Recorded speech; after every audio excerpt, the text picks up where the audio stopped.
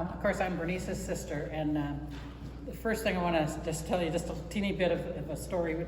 She called one time and she said that she thought it would be really nice if we'd take Grandma to Arizona because my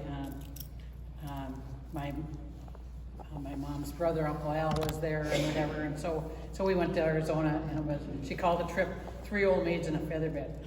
One of the other parts of that, yeah, she named it, they gave us unlimited miles because they thought, these 3 girls are not going to put that many miles on. I mean, we put a lot of miles on, let me tell you. But anyway, and then of course we had to go check out Brother Jim. He had just moved to Arizona. I mean, you got to make sure, Mom's oldest child is good, so the 3. That was our big thing for that. And I don't have to go into any details about that. We had a great time.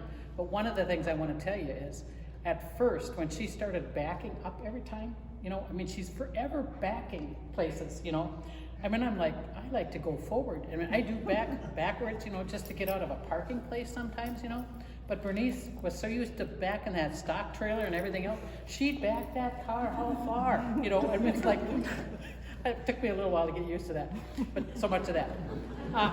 But I did save Bernice's life almost one time. It involved a jar of peanut butter. Maybe not quite saving a life, but I did make her life much more comfortable. The last year she was in Lake Havasu, she had fallen. And she literally had to hold her head up.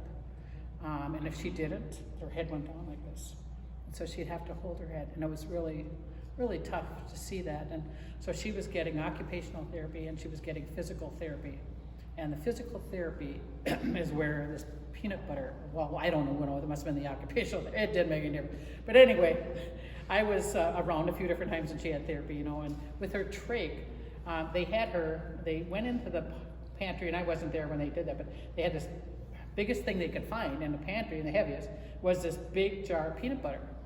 And so she had to take that jar, take it out of the cupboard, set it down onto the cupboard, onto the counter, and then lift it up. But whenever she ever had to put anything up, that meant that her trach would just kind of jab her around. It was, can you imagine? It's just not a very good thing.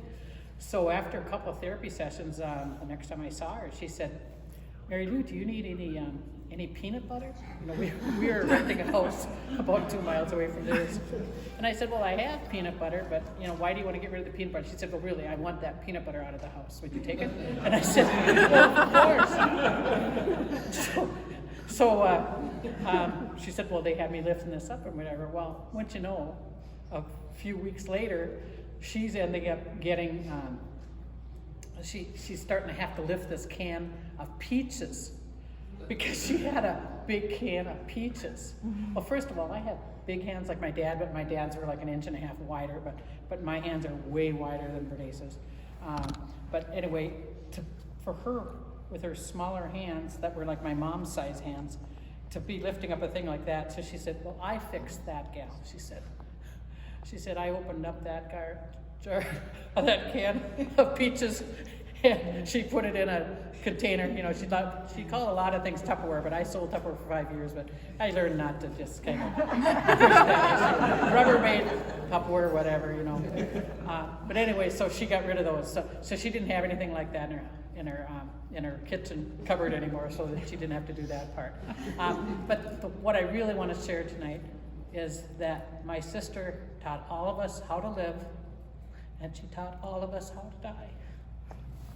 And I don't mean to make you cry, but she did that.